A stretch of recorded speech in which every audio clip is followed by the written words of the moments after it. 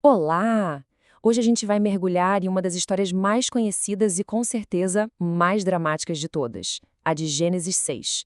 É uma história sobre um mundo que chegou, sabe, no limite, e sobre a decisão radical de simplesmente recomeçar tudo do zero. Vamos entender o que isso realmente significou. Pois é, essa pergunta aqui é o coração de Gênesis 6.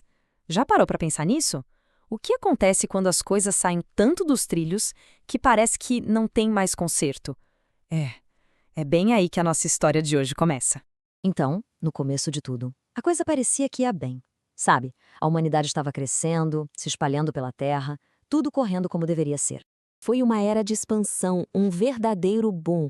Tenta imaginar, novas famílias, cidades brotando por toda parte. O mundo estava ficando cada vez mais cheio, mais complexo.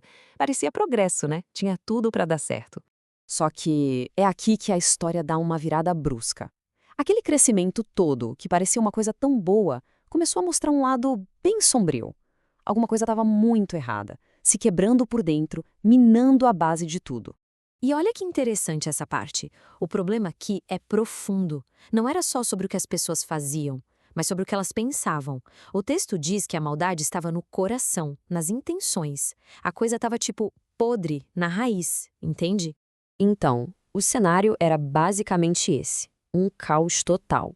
As pessoas estavam se afastando espiritualmente, a maldade e a violência viraram rotina, e para piorar, surgem umas figuras poderosas e misteriosas, os Nefilins, para bagunçar ainda mais. A sociedade estava literalmente ruindo por dentro. E essa frase, nossa, ela é talvez a mais forte dessa primeira parte. Não fala só de raiva de um Deus furioso, fala de tristeza, de uma dor profunda ao vendo que a própria criação tinha se transformado. É um momento de um peso emocional gigantesco na história. Mas, como em toda boa história, mesmo no meio da escuridão total, sempre pode existir uma luz, uma esperança.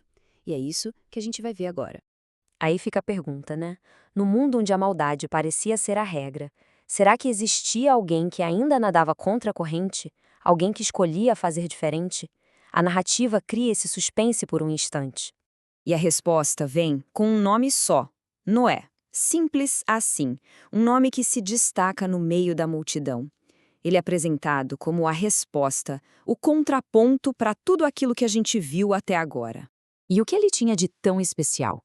Não era dinheiro, não era poder, nem fama. Era o caráter dele. O texto fala que ele era justo e que andava com Deus. Isso cria um contraste absurdo com o resto do mundo.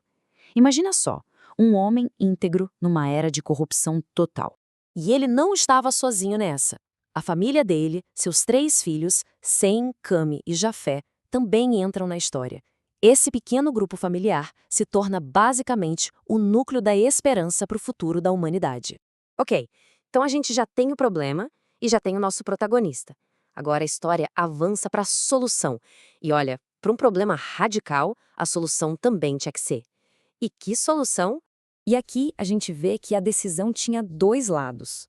Por um lado, sim, era um juízo, uma forma de limpar a terra daquela violência toda. Mas por outro, e isso é super importante, era sobre preservar. A ideia não era acabar com tudo, mas sim recomeçar, salvando uma semente da vida através de Noé. E a missão que Noé recebeu, gente, era uma coisa monumental. Não era só uma tarefa, era um projeto de engenharia, de logística e principalmente de fé, em uma escala épica.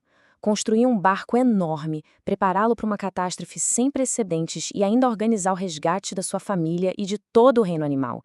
Era uma tarefa que exigia uma confiança absoluta. E com isso a gente chega na conclusão do capítulo. Mas o curioso é que o final, na verdade, é um começo. O foco não está no desastre, mas sim na preparação para o que vem depois. E isso é muito importante. O clímax do capítulo não é a chuva caindo, é o ato de fé do Noé.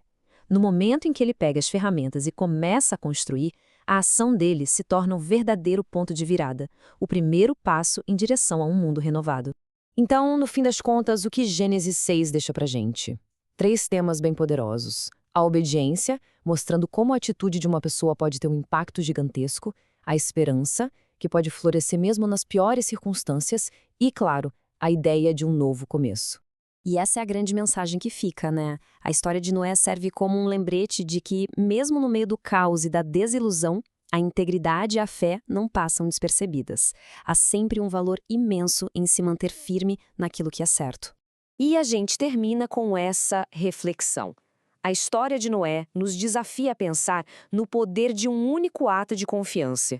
Aquilo que parece só um pequeno passo de fé pode, na verdade, ser o início de algo completamente novo.